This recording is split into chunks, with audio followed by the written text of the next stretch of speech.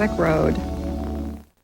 Looking for the perfect gift? Chia Herb Garden includes everything to grow fresh herbs in your own kitchen. And with the natural chia growing sponge, it's clean and easy, no messy soil. Place a moistened chia sponge in each clay pot, sprinkle on herb seeds, water, and watch it grow. Chia.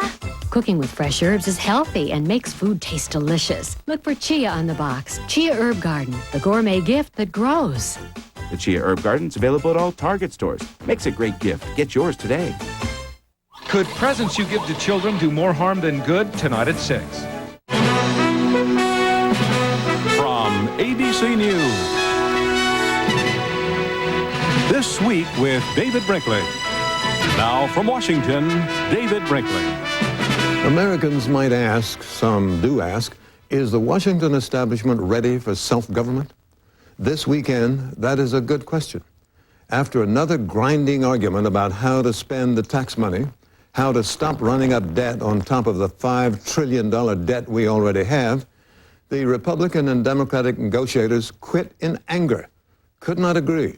So a part of the government is shut down again. For how long? Nobody knows.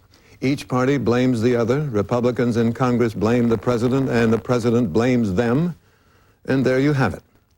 We'll look into this on both sides with today's guests. Leon Panetta, the White House Chief of Staff, speaking for the President. Senator Pete Domenici, Republican, New Mexico, Chairman of the Senate Budget Committee. Representative John Kasich, Republican, Ohio, Chairman of the House Budget Committee. And our discussion here with Sam Donaldson, George Will, and Cokie Roberts, all here on our This Week program. First, a little news. Russia's second legislative election is underway, and it is seen as a test of Boris Yeltsin democratic reform. The vote across 11 time zones is said to be very large. The communists are expected to do well with their demands to roll back the reforms, and we'll have no results until tomorrow. The federal government is still partially shut down this morning. The White House and the Republicans apparently are no closer to an agreement on how to balance the budget. Majority Leader Bob Dole tells us it could all be worked out in a day if he and the President and House Speaker Gingrich could sit down together. Here's ABC's John Martin. John? It's a rerun, David. We're closed. Shut down 2 in the Super Bowl of politics. The President and the Congress racing for the goal line with a budget deal that falls through their hands as the clock runs out. When they met Friday afternoon, Republicans expected the President's negotiators, led by Chief of Staff Leon Panetta, to present a budget balanced over 7 years based on Congressional Budget Office estimates of revenue. See white smoke coming out of the room, you know that we're on the serious negotiations. Instead, they found the White House basing its budget on more optimistic estimates of revenue. Democrats expected congressional Republicans, led by Senator Pete Domenici of New Mexico and Representative John Kasich of Ohio, to present a budget with less drastic cuts in Medicare, Medicaid, education, and the environment. Every time we add additional savings, they say that's not good enough. Finally, today, I said, what's good enough? Apparently, the number of dollars in dispute is about $115 billion. That was enough to end the talks after about 2 hours and set the stage for showdown. Now the Republicans in Congress are not only refusing to talk, once again, they are threatening to shut the government down if I do not accept their deep cuts in health care, education, the environment, and their tax increases on working families. Don't come on television, Mr. President, and say we're devastating this and devastating that, because in fact you know that in our budget we added back billions of dollars in Medicare and Medicaid and made other real adjustments. Yesterday, the two sides kept up the appearance of being ready to compromise, if only the other side would be reasonable. We believe that they need to come more our way. We're willing to come more their way, but we do need to get an agreement. So close to Christmas, nobody wants to play Scrooge. The president vowed to keep the national Christmas tree lit, even if he has to pay for it himself. Cost, about $200 per night. What seems to be driving the division is the sense on both sides that the political ground could be shifting. Republican Speaker Newt Gingrich is showing high disapproval ratings, 56% negative in a recent survey. A new field poll in California shows President Clinton would beat Senator Dole in California by about 8 points if the election were held today. So it's a standoff, the second this year with holidays approaching and the government in disarray. Still, 7 of the 13 major spending bills have become law, so the number of workers furloughed won't be as high as it was last month. But the spirit of compromise seems lower than it's been for a long time. David? John Martin, thank you. Coming next, 2 members of Congress who have spent some difficult days trying to get an agreement on a federal budget and so far have failed. Senator Pete Domenici, Republican of New Mexico, chairman of the Senate Budget Committee, and Representative John Casey, Republican of Ohio, chairman of the House Budget Committee. In a moment. This Week with David Brinkley, brought to you by GE. From power generation to medical systems, we bring good things to life. And by ADM, supermarket to the world. You are about to see a revolutionary breakthrough in design. Years of research, hundreds of engineers, and an entirely new production system went into designing the ultimate precision machine. Introducing the incredible new GE Profile Washer. It has a 31% larger tub opening and can wash 33% bigger loads. In fact, it has larger capacity than any model in its class. The new GE Profile. Take one out for a spin. Every year, the importance of this land increases because every year there are a lot more mouths to feed. Over 95 million more, a figure greater than the population of Mexico. Fortunately, the food ingredients that Archer Daniels Midland makes from America's harvests can help feed people the world over. Food ingredients such as flour, protein, vegetable oils, and corn sweeteners. Making food and feed ingredients to meet our growing nutritional needs. That's why ADM is supermarket to the world. Senator Domenici and Mr. Kasich, thank you both for coming. Pleased Thanks to for have having you. us. You know everybody here, George, Sam, Sure. Koki. Tell us first, is anything in the works now on the budget negotiation? Anything doing now? Well, actually, there's a bipartisan group of United States senators. I understand they're going to meet with Mr. Panetta at 4. They're going to meet with me at 5. They are clearly sending a strong signal that we can get a balanced budget using the economic assumptions of the Congressional Budget Office, that we ought to do it, one of the most important events in modern history, they say. And they say we can do it if, on the one hand, the administration will give on entitlements and produce some real savings there, and if the Republicans on their side are willing to do something on taxes. From our side, everything is on the table. We are willing to go back into session. The real problem we have is that the missing ingredient is that the President of the United States told us not too many weeks ago he would produce a balanced budget, he would agree to a balanced budget with Congressional Budget Office numbers, 7 years in balance. They have never done that. They did not do it a couple of days ago, and it's very, very difficult. And as much as I want to get something done, and I do, I don't want government closed down. It's very hard when they don't do what they promised to do. The group of senators meeting this afternoon, are they Republican, Democrats? Oh, bipartisan. I think there's 6 Democrats and 6 Republicans. I think that's good news, and in particular, since they are saying we ought to use Congressional Budget Office economics and be real, not cook the books, and get on with a 7-year balanced budget, I think it's very helpful. Mr. Kasich, at this difficult moment, what's on your mind? Well, in the House, David, I have been working personally with a leader of what we call the Blue Dog Democrats, led by Gary Condon Where'd they from get that California. name, by the way? It's an incredible name, anyway. They're just not yellow. and Gary and his friends and increasing numbers of Democrats in the House are frustrated by the fact that they want to balance a budget. I mean, they want to do it. They want to do it now, and they don't want to use rosy scenarios or smoke and mirrors. And David, look, a couple weeks ago... By now, you mean within 7 years? Within 7 years, but they want to do it now. They want to lay it down. They don't want to delay this thing because they know that the delay is the enemy of getting this done. And this thing slips away, and we have a problem. Look, our frustration, Pete and my frustration, is this. A couple weeks ago, 3 weeks ago, I guess it was, I was probably the most excited guy in Washington the night we announced the 7-year agreement. And that agreement was simple. We're going to balance the budget. We're going to use the same set of books, the same set of numbers. We're going to make some tough decisions. We're going to get the job done. We're going to save the country from a slide into economic oblivion. And for the last 27 days, the administration has not come forward to keep their end of the agreement. Contrary to what they may say, they have not given us a plan to balance the budget. We're not trying to dictate to them what their priorities are. We want them to get into the box so we can sit down in the spirit of compromise, then work this thing out, which we will be able to do. And I think there's increasing numbers of Democrats that want that to happen. Why do you think they're not doing it? Why? Well, I'll tell you why. It's they come to us and they give us some give on discretionary spending, and as you all know, discretionary spending doesn't have to be specific. So when they put that on the table, everybody sits in the room and says, well, that couldn't affect me. But the minute they begin to make changes in entitlements, they begin to point the finger at their different interest groups and the coalition that's been supporting them, and they are reluctant to do it. And the reason they're reluctant to do it is because it takes real guts and real courage to do it, because you got to make some of your friends angry. We've done it over the last year. Senator, the congressman just used the metaphor of putting people in a box, trying to create something that will really restrain the government. You don't have to have too long a memory in this town to remember the Graham-Rudman sequester, the guillotine that was going to bring about a balanced budget, and it always slipped.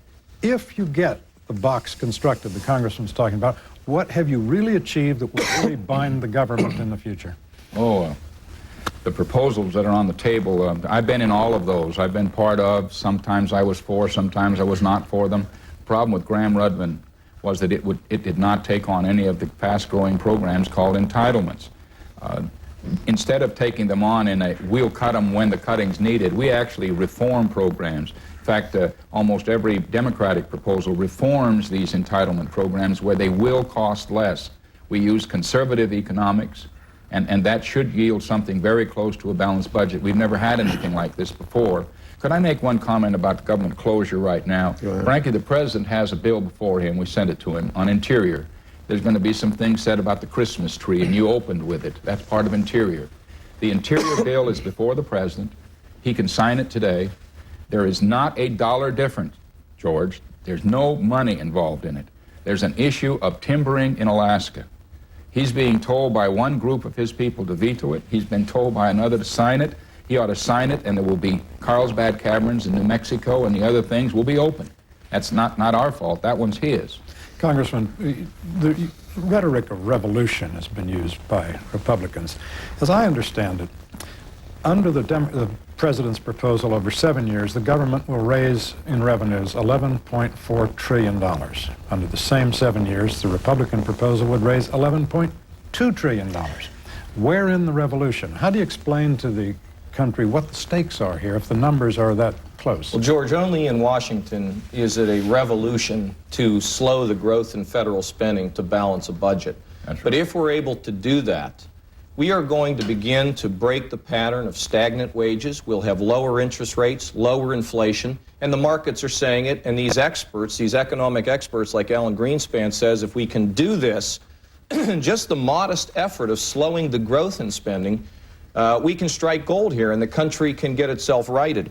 The administration says that we make deep cuts in Medicare and Medicaid. I brought a couple charts here. Medicare, under our plan, will grow significantly. The same is true, excuse me, with Medicaid, where the numbers go up from the last 7 years to the next 7 years. Now look, this isn't smoke and mirrors. This would accommodate additional people on the program. We're just trying to slow the growth in Medicare from 10.5% that'll bankrupt the program down to about 7% growth. Grandma will be in good shape with this program. She'll have quality care. The administration says deep cuts in Medicare and Medicaid. It just isn't true. Slowing the growth will get this job done. Senator Domenici, you talked about the bipartisan group, 6 Republicans, 6 Democrats, and you accurately reflected that they're saying, you guys give up some of the tax cuts you want. The president has to come up on reductions in Medicare and Medicaid. It sounds to a lot of or some other entitlements. Or some other entitlements. It sounds to a lot of people that you and Senator Dole are willing to make a deal. So, Mr. Kasich, you and Newt Gingrich and the 73 House Republicans say, no, sir. No, not at all. We're all ready to make a deal. We went to the conference committed and directed by our leadership that everything was on the table. All we're asking for is A tax cut on the table? You've given up $5 billion of it. Absolutely. Why not give up $60 billion of it? Look, we gave $60 billion. We went $60 billion their way in Medicare. We went 35 to 40 billion their way in Medicaid. We put money back for education and the environment. You wouldn't know that from the president's Senator, it's well known that before all of this started, you said we shouldn't have a tax cut until we can get a balanced budget. Look, and now my question is, you're willing, are you not, and Senator Dole to deal? And I'll give Mr. Kasich a chance to answer. We're all but the ready. House Republicans say it's rule or ruin. Look, here, that's not the issue. The issue is, are you going to restrain spending or not? You see, the president told us he had a way. He would get us there. He would give us a balanced budget. We want to go negotiate with his balanced budget. And the problem is, he just won't do that. I mean, he gave us his word, and then they come to a meeting, and it's like there's no word around, like we're in another world. Sam, the Speaker himself said that everything is on the table. We've told him that. Look, you're willing to give up, say, $60 billion in Sam, tax we're not cut? going to. I'm not. You think I'm going to get you to negotiate with me on this show today? We'll get you in the room, maybe. I'm trying to get you to negotiate. Sam, look. You'd be welcome. The deal was this. You got a ranch. You understand how you buy livestock and all that stuff. I understand how to go broke. You get a contract. You know what the contract is? The contract was we all put our balanced budgets on the table. We get in between them, and then we do a little negotiating. Now, we've put two down that balance the budget and abide by the contract. They won't put any down that meets the rules. Now, I mean, Leon may come out here and say that he's done it, but he's not. They're cooking the books. They're using they're using goofy math. Now, Sam, here's what we're suggesting. We put our plan down. We say this is what we're for. It's like going out Christmas shopping. We're saying, I want to buy this present. I've got $10 to buy this present. And the sales clerk says, well, that's not the right amount. And we say, well, what is the right amount? The sales clerk says, well, I'm not going to tell you. You'll be Christmas shopping until July. I mean, all they got to do is get in the room, well, put their plan on the table, and then we'll work it out. That little illustration does no harm, but I do want to ask you before I turn you over to Koki. Oh, good. Does it really help the negotiations when both sides call each other names? I mean, Senator Dole says the president's latest plan is garbage, or rather he talks garbage. And both of you, particularly Mr. Kasich, are coming perilously close to say they don't tell the truth, they lie. Does that help? No, I think we have to, look, Sam, we just need to stay in the room. Pete and I have not left the table. We're in recess. We're asking them for one simple thing. Just put your plan on the table that meets the contract. We'll then sit down and work day and night to work it out. Using CBO figures. This is using real numbers, math that adds up. Look, Sam, the bipartisan group that I talked about with David, they're going to use CBO numbers. There have been 3 other balanced budgets produced in the Congress, and they're all using the more conservative estimates because they want it to be real. They want it to be real when we're finished. They say, of course, that they have put a couple of things on the table since that last meeting, and that you agreed, and this is a bit of Washington Arcania, but that you agreed that you would allow consultation with their economist, Yes. and that has not taken place. Oh, my. Well, there is listen, Koki, this is what people in the country have to understand. Every time we get to the point of making hard choices, the politicians in this town on both sides blink. And we keep sliding. The country gets deeper in debt, and Americans get scared. Okay, Pete Domenici and I are saying we're going to use real numbers as established by the agreement. And let me just suggest to you, this is not about... But the agreement did say... Well, they're consulting. They're consulting. Who should consult? Is that up to us? The OMB would refuse to consult until 3 days ago. From the day that bill was signed by the president, they would not consult. Now they're consulting, like at the last minute. But let me move to some political questions. One of the things that we saw in John Martin's piece, and we've been seeing, is that since the first shutdown, that it's been bad news for Republicans. Republicans are dropping in the polls. The president is going up in the polls. What do you do about this? I mean, is this a stance that you can't maintain? Koki, this is not about polls or elections. This is about balancing the budget and saving the country, saving the next generation, and being able to restore decent wages for Americans. If we go down to 0 in the polls, That's not the issue. It's about time politicians start ignoring polls and trying to do what's right, and that's to slow the growth in spending and get our fiscal house in order. Koki, I believe these are all temporary. I think the American people understand, and I want them to understand from my standpoint, the most important thing is to get a balanced budget. Do they want one or not is a question. Does the president really want one, or does he like the gains he's making? To me, it looks like they like what they're getting in the polls, and they don't want to take any risks. But that's what it seems like to me. Given the fact that bills aren't passed, the government shut down, why would people want to elect any of you at either end of the avenue? The president, you? I mean, if we were doing our jobs that way, they probably wouldn't want to keep us employed. They don't. Well, look, from my standpoint, there is nothing more important on the agenda, I regret to say to every American out there, nothing more important than that we not give up on this balanced budget. And that's what we're going to do. We're going to stay there. We're going to take some heat, but we got to try to get it done. It's important to the future. This is not about children. This is not about children in the sandbox. This is about fundamental principles of righting this country economically, Koki. And you know what's going to happen? We are going to work it out, because the administration will come to the table, because their Democrat cohorts in the House and the Senate will say, we must do it and not blow this opportunity to fix the country. We look forward to seeing it. Mr. Kasich, thank you. Senator Domenici, thank you for coming. Thank you. Pleased to have you with us. Coming next, President Clinton's view of the budget hang-up, why parts of government are closed down, and what he intends to do about it to get it all open again, as we will hear from his Chief of Staff, Leon Panetta, in a moment.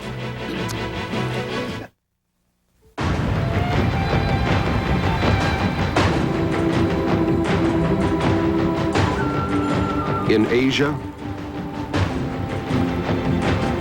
in Europe,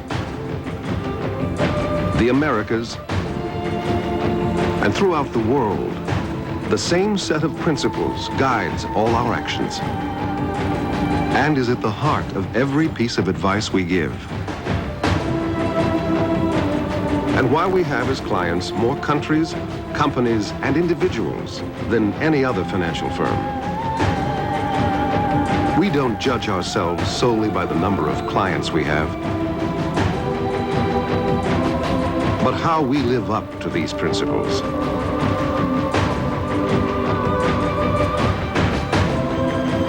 We think that makes a difference.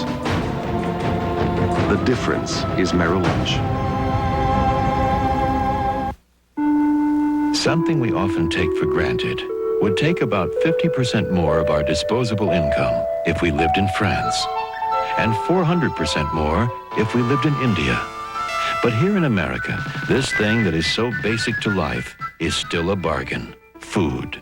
We have more of it and spend less for it than any other country in the world, thanks to the farmers who raise our crops and the people who process them. At the Archer Daniels Midland Company, we're helping America use its agricultural abundance to not only meet our needs for food, but those of the rest of the world as well, by producing a wide array of flours, sweeteners, vegetable oils, and functional soy protein products. Products that will help keep our most essential purchases affordable. So look at it this way. If you lived anywhere else in the world, the cost of food would be a lot harder to swallow. Mysterious symbols, severed fingers, lost relics of an ancient civilization. Indiana Jones? Nope. A real expedition led by American school kids online. Exciting? You bet. On Primetime Wednesday. Mr. Panetta, thank you for coming. Nice to be here, Pleased to David. have you. You know everybody here, and I have do for a long indeed. time. Always nice to have you. Now, I'd like to make a general point, having no particular relevance to our problem. Welfare states all over the world, even in Sweden, even in Germany, are all in trouble. Can we ever hope to escape it? They promise too much, promise more than they can deliver, and they wind up struggling to pay for it, which is about where we are.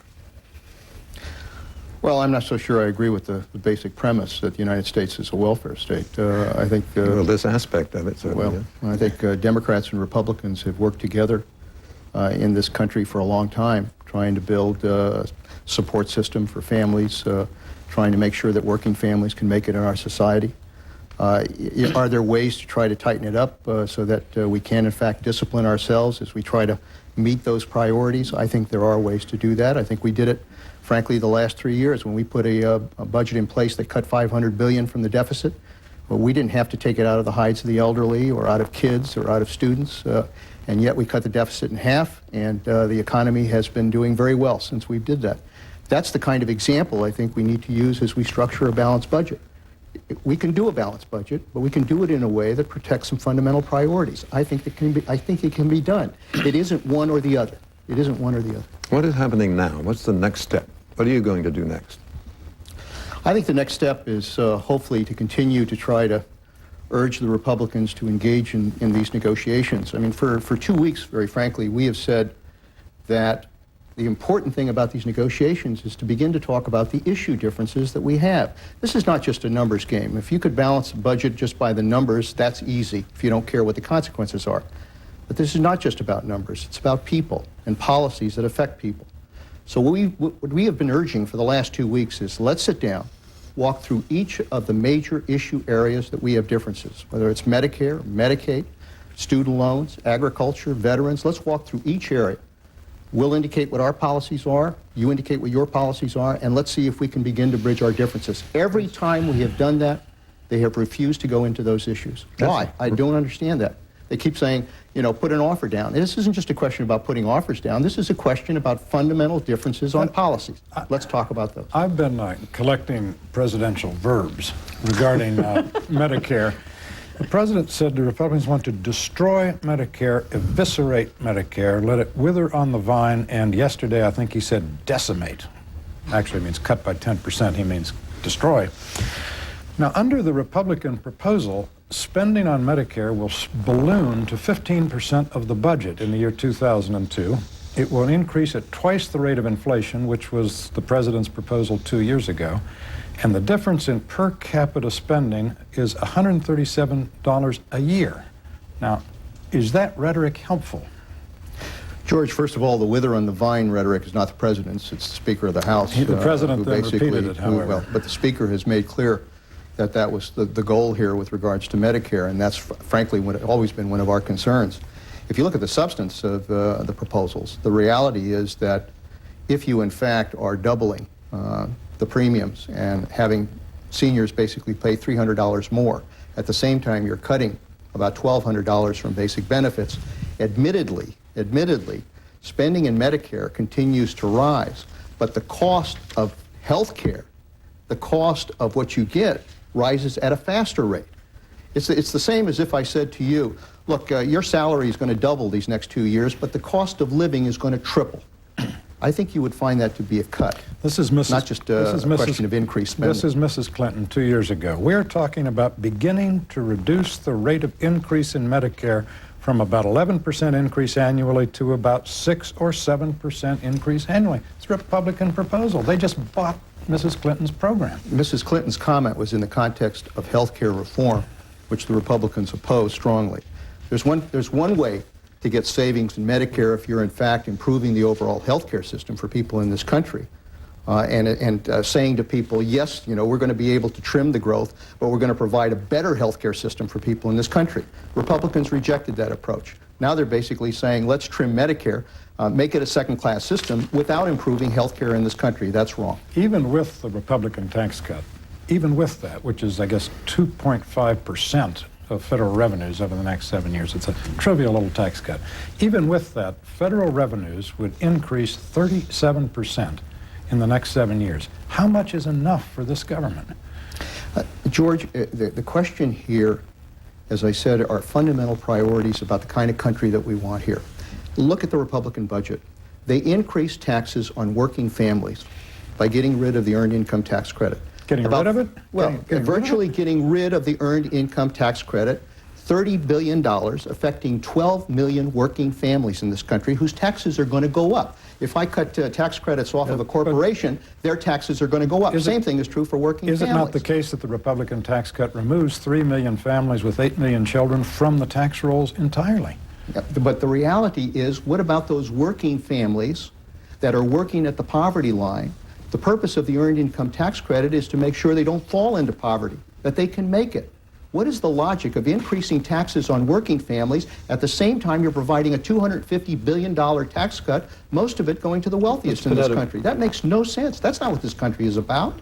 And those are the kind of issues that we've got to debate here. Mr. Panetta, the Republicans are correct. The president has not presented a balanced budget yet for negotiation using Congressional Budget Office figures. And everyone recalls that in his first year, Mr. Clinton said that the CBO figures were the ones to use. Now, isn't it fair to say that he's become hypocritical in this issue? Not at all, Sam. We made an agreement with the Republicans. And it's a two-part agreement. It's interesting that the Republicans always seem to focus on one part of the agreement, not the second part of the agreement. Actually, the first provision in what we agreed to in the continuing resolution was that we would do a balanced budget that met the priorities of this country, that ensured solvency for Medicare, that protected Medicare, protected Medicaid, protected education and the environment, and helped working families. Those were the fundamental priorities. And frankly, that's what we're focusing on, is how to do a budget that meets those priorities. Their budget doesn't meet those priorities. But you said you'd use CBO figures. Secondly, we said in consultation, a balanced budget agreement. Once we have agreed to a proposal, we would submit that to CBO scoring when they consult with the Office of Management and Budget and outside experts. What the Republicans are now saying is, no, we don't have to wait till we get to an agreement. We want you to put one up now that meets the current CBO scoring without any consultation. That doesn't work. We have put down a proposal that met the 7-year requirement. We put almost $80 billion on the table. Last week we put another $121 billion on the table, and they keep saying it's not enough. We put so 3 times. We have moved 3 times towards them. They've moved about $88 billion towards us. Under your analysis, what do you do if you reach an agreement and then CBO scores it and says, hey, it's $116 billion off? I think the reality is that if we reach a balanced budget agreement, there will be an understanding as to CBO's consultations with OMB and where the economy should be headed with our balanced budget agreement. Understand, you can't analyze what happens to the economy until you see what's in a balanced budget agreement.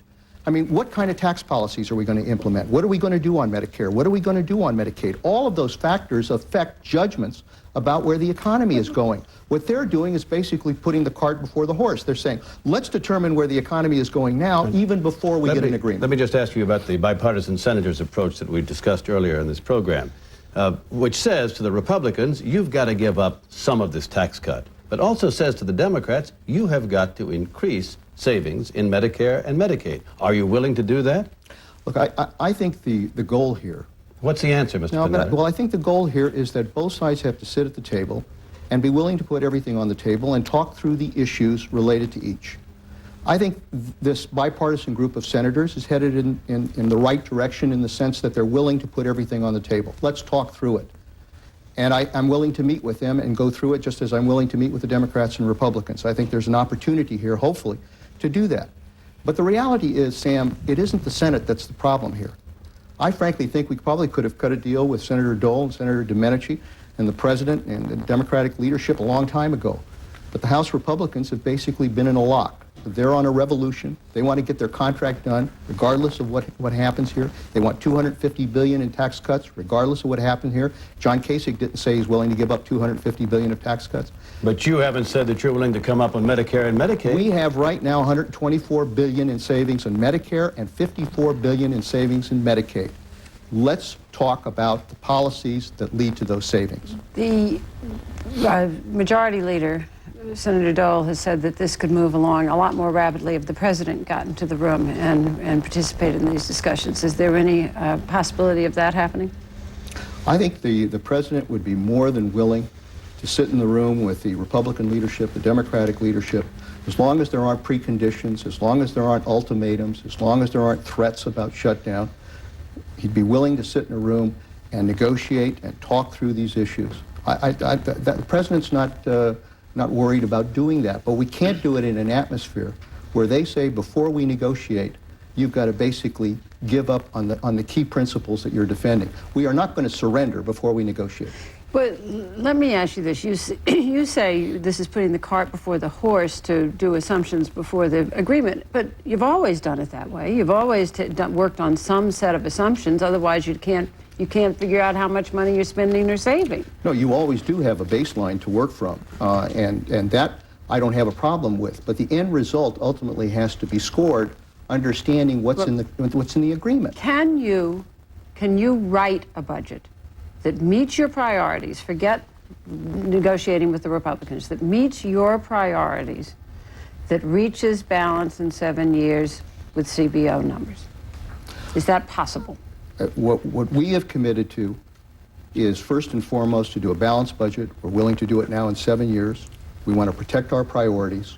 And I think, very frankly, we can accept the bulk of CBO's recommendations. There are some we would still want to question because outside experts themselves, people who are in the mainstream, are saying... But can you write that budget? Is it possible to do? Is it possible to write a 7-year balanced budget with your priorities with CBO numbers?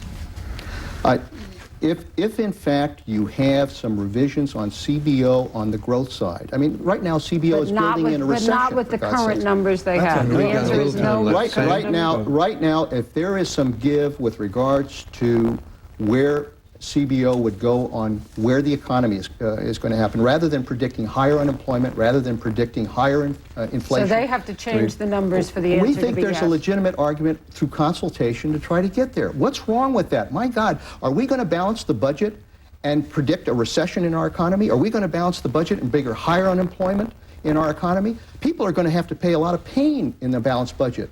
We don't want a lousy economy as a result of that. You want a stronger economy. Mr. McDonough, let me ask you about what you're going to do in another subject. Will the President honor a subpoena from the Senate for the notes of the meeting of lawyers on Whitewater?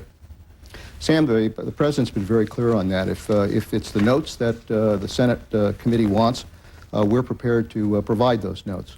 But we're not prepared to give up on the President's attorney-client privilege. Well, does that no then? The President will not honor a subpoena? We are willing to provide and cooperate on a full front as we have on Whitewater. We've provided 50,000 pages of material. We've had countless witnesses. This thing has cost $27 million.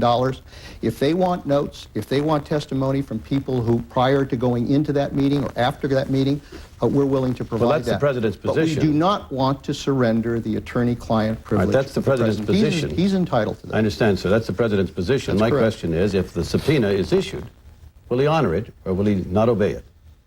If it breaches and requires that he breach the attorney-client privilege, then we will obviously have to take that matter to court. But our hope is that we can work this through. Evidently, Senator D'Amato has made some movement yesterday. We hope that that's a step in the right direction so that we could avoid this kind of confrontation. Mr. Panetta, thank you. Thanks very much. Thanks very much, Dave. Come again. We'll be back with our discussion here. George, Koki, Sam, just us, and parts of the budget hang-up the politicians are not eager to talk about in a moment. This GE compact fluorescent bulb gives you soft, warm light. Take the ball, Jamie. It's an energy-efficient bulb that lasts year after year. Hit the ball, Jamie. Up to 9,000 hours longer than an ordinary bulb. Outside with the ball, Jamie. So it won't need to be changed for about 7 years. Hey, Jamie, how many grown-ups says it takes to change a light bulb? Change a light bulb? Why would anybody need to change a light bulb? The revolutionary GE compact fluorescent bulb. No one leaves till we solve this one. Let's start at the beginning. When our company first opened its doors, we didn't have electricity then. Everything ran on steam. Then, in 1942, we finally got elevators. Gotta return the page. In all this time, this company has... To return a page instantly, get SkyTel Two-Way, the new system that lets you reply right from the pager. Can your pager do that? I gotta return the page. For SkyTel Two-Way paging, call 1-800-SkyTel. This Week with David Brinkley will continue in a moment. After this from our ABC stations. This week from the controversial movie Nixon, Anthony Hopkins and director Oliver Stone. Plus, John Dean meets the movie's John Dean, David Hyde Pierce. Good Morning America, here on ABC. What's important in the Senate race? Welfare reform. Ron Wyden has voted against welfare reform 12 times, against requiring people who receive benefits to work, and against limiting the time a person can stay on welfare. Gordon Smith supports welfare reform and requiring those who receive benefits to work. He'll fight for a balanced budget and protect programs for Oregonians. The choice, a liberal politician who's been in Washington too long, or integrity and independence for a change. So what are you doing today? Today, John Clark is trying out the garage door opener he picked up at home base. Denise White is getting insulation delivered right to her home. The Vaughns are at Home Base, creating the kitchen of their dreams. And today at Home Base, get this Stanley 25-foot power lock tape rule with 2 high-visibility screwdrivers, only $9.79. There are a million other ways we can help. Surely you can think of one. Home Base, ready to help. Could presents you give to children do more harm than good? Tonight at 6.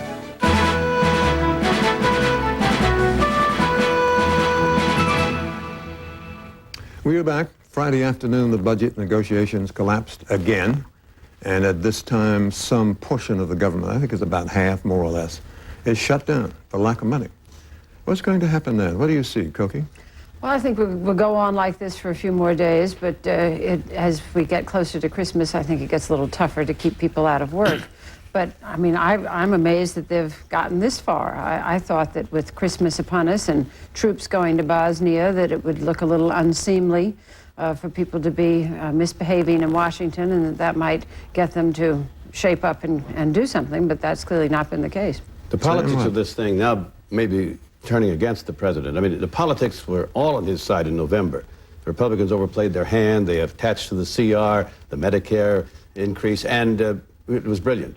But now, if the Republicans can keep the focus on the balanced budget 7-year plan, then Mr. Clinton looks a little bit less brilliant when he keeps insisting that he won't negotiate on it. So I think after a few days, if the president's polls begin to turn around, we'll make a deal. He's focusing on protecting Medicare, Medicaid, and all of the social programs, which is a pretty strong position to be in. Excuse me. Both sides know that you have to reduce the rate of increase spending in Medicare and Medicaid. The president has proposed a reduction, not as big a reduction as the Republicans. Now let's make a deal. The posturing of one side saying, I'm saving Medicare, and accusing the other side of, what was it, decimating? You're right, it's by 10. Is silly. George? And as long as it's effective, though, it'll continue. The president doesn't mean a word he says. Not about decimating, destroying, withering on the vine. Medicare, he doesn't want a balanced budget unless he can cook the books and make assumptions that make balancing the budget meaningless.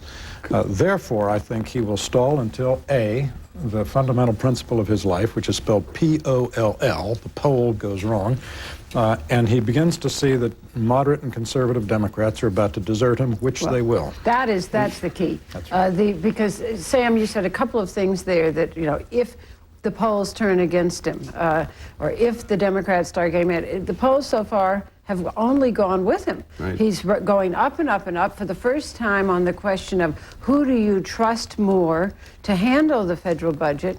He and the Republicans in Congress are now tied in one poll, and he was considerably lower than them for a while.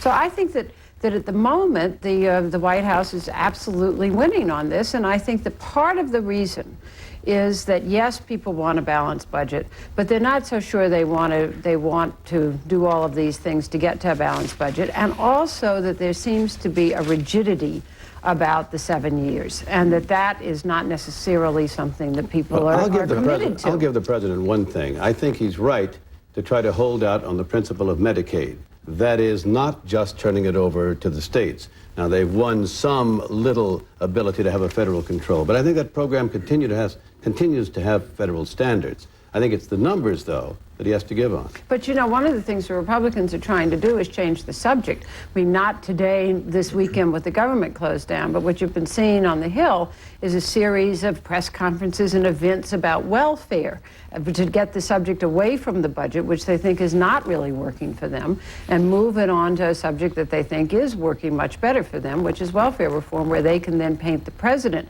as the obstructionist, status quo, business as usual Washington guy. Well, he's going to George, you accuse the president of cooking the books. Well, of wanting to take more congenial numbers so that there will be less cutting available. But Cokie, he's going to have to shore up his base and to satisfy what maybe his principles, whatever they are this week, some vetoes. He's going to have to probably veto a welfare bill that pretty much resembles the one that passed the Senate and 35 Democrats supported it there. He's going to probably veto the ban on the partial birth abortions, on which we dilated at length last week. It's not repeated. These are going to be difficult matters that are going to change the subject. Well, the Republicans are going to also, David, have to give up some of that tax cut. They've thrown in $5 billion of their $245 billion tax cut. They're going to have to give in more there. Well, we wait for the outcome of that. We are moving, or trying to move, troops into Bosnia. We're held up at the moment by fog. And it's a very curious situation here. Congress is voting to support the troops, but not to support the policy of sending them there. Now, could the oracle at Delphi explain that? If not, can you? This is disgraceful. I mean, the Senate finally voted a resolution in which it said we don't like the president's policy, but it is the policy, therefore we will reluctantly support it. At least that was sort of an honest expression. The House has tried to have it both ways. No, we don't like the president's policy, but we don't have the guts to really vote against it, period. So we'll vote for a resolution to support the troops. Ladies and gentlemen, no one does not support the troops. No one does not support motherhood. I mean, the flag, and to vote that resolution was, as the Speaker says, well, as he would say, he didn't of this one, it's a failure of will. It's a failure of will. It's a failure of guts. I agree with that. I think that the House should have taken on the tough challenge and decided whether to say we don't approve of this mission and we're going to vote against funding, or we're going to vote against the policy if we feel that way, or then if they couldn't muster the votes that way, then get the votes for the policy. But to just do this, no, we think the troops are good boys and girls is really not is removing themselves from the obligation of dealing with the foreign policy question. And I think that when Congress does that, it diminishes its own role. Don't come back then and say we have a role in war powers if you're not willing to take it on. And it's also not just the role of Congress, it's the role of the United States in the world that's being diminished here. I want the United States to be the expediter, the indispensable condition of peace in areas like this. When we are that, we should relish the role. Obviously it's risky, but being an American is risky. I think Congress, particularly the House, was afraid that the mission might work out, and they didn't want to be on record as just damning it from the beginning. Trying to play the politics of this thing just can't be done. Or they're afraid that it might fail, and they didn't want to be on record for supporting it. They didn't want to be on record. That's the bottom line. Right. Have to interrupt here. We'll be back with more of our discussion in a moment. No matter how you try to spoon it out, or squeeze it out, or pour it out, you can never get the fat out of sausage. But now there's Breakfast Links from Green Giant. They're all vegetable with no cholesterol and 81% less fat than pork sausage. And the taste? They're everything you'd expect from the Giant. Breakfast Links and breakfast patties from Green Giant. Ho, ho, ho. When you want the flavor, not all the fat.